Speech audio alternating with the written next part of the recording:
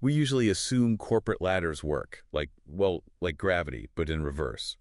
The better you are at your job, the higher you rise. I mean, it feels logical that if you write brilliant code, you'd eventually get promoted to lead the coders. It's a comforting thought for sure. We naturally want the people steering the ship to, actually know how the engine works. But looking at almost any major technical enterprise today, that logic just completely evaporates. Welcome to today's deep dive. I'm your host, and today we are pulling from a stack of organizational psychology research, historical engineering postmortems, and our own notes on a really fascinating structural analysis known as Putt's Law. And I'm your resident expert. The mission for you, the listener, is to decode exactly why complex organizations so often seem to be run by people who, well, they just don't understand the actual work. Right, and how you can navigate or even fix this in your own career. Okay, let's unpack this. Putt's Law states that technology is dominated by two types of people: those who understand what they do not manage, and those who manage what they do not understand. Yeah, and if we connect this to the bigger picture, to understand how this massive divide happens, we really have to look at why traditional promotion systems actually punish technical brilliance. It's a concept known as competence inversion. Wait, so if gravity is reversed and the best engineers don't make it to the top, the competence just gets trapped at the bottom, like the highly skilled workers become too essential to move. Exactly, because they actually keep the complex systems running. They become victims of their own utility, yes. Wow. Meanwhile, the individuals who might, underperform on those hidden technical tasks, they figure out a different game. They overperform on highly visible administrative tasks. Right, like networking or formatting pristine status reports. Yeah, or presenting aggressive timelines. They get promoted because management values what management can actually see. It's like a restaurant where the brilliant head chef is never allowed to run the business because they're too busy cooking. So the absolute worst waiter becomes the general manager just because they're great at chatting up the owner. That is the perfect analogy. And once that worst waiter is in charge, the technical work basically becomes a black box to them. They only care about inputs like budgets and outputs like shipped features, losing all grasp of the internal logic. This creates what organizational psychologists call the Dead Sea effect. Oh, where they're highly talented employees, like the water just evaporate out of frustration. They just leave for better environments. Right, leaving behind the salt. The salt remains because they've optimized for bureaucratic survival rather than actual technical execution. Oof, just the salt. Yeah, and when that salt is in charge of a black box, the results move from annoying to, well, completely catastrophic.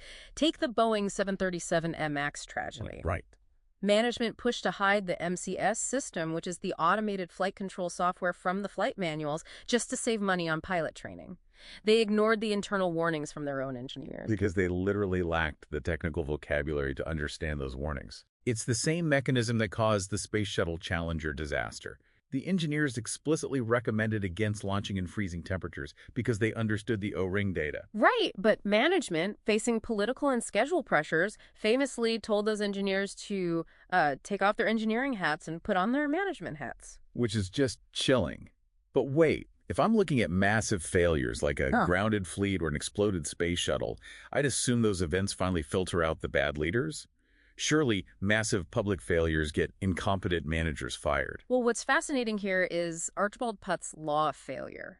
In these inverted hierarchies, small failures get you fired. A slightly missed deadline, that's seen as personal incompetence. Oh, but a catastrophic failure. A catastrophic failure is a systemic crisis. It provides the justification for a massive reorganization, the hiring of expensive consultants, and, ironically, a promotion for the manager who, bravely steps up to oversee the recovery effort. Here's where it gets really interesting. Knowing that the system naturally elevates incompetence and protects it during a crisis, how do companies actually fight back?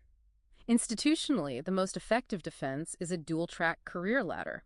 Companies like Google use this extensively to prevent competence inversion. Right, so it allows brilliant technical minds to achieve VP-level pay, status, and influence strictly as individual contributors. Exactly. You get to shape the technical vision without the burden of administrative oversight. So what does this all mean for you, the listener, who might be stuck in a traditional hierarchy today? If there is no dual-track option, it sounds like your hard work is just a trap. Do you just have to quit? Not necessarily. Archibald Putt outlined an ultimate survival strategy for the individual. He called it creative incompetence. Creative incompetence. Yeah, instead of leaving, you intentionally fail at administrative tasks, be permanently confused by the corporate expense software, never quite figure out how to format the weekly status report. Wait, really? On purpose? Yes. By being creatively incompetent at visible management tasks, management views you as unpromotable and leaves you alone to do your actual brilliant technical work. Wow. By understanding Putt's law, you can finally decode the illogical nature of workplace hierarchies. The corporate ladder isn't broken, it's functioning exactly as designed, filtering for visibility over capability. It raises an important question about our own complicity in these structures. It really reframes everything about professional success. It does. But it leaves me with one final thought for you to ponder. If every brilliant technical worker successfully uses creative incompetence to avoid being promoted, are the brilliant experts themselves secretly responsible for ensuring that clueless leaders remain in power? Oh, that is a dark thought. Right. Next time you see the worst waiter running the restaurant, you have to wonder if the chef planned it that way all along.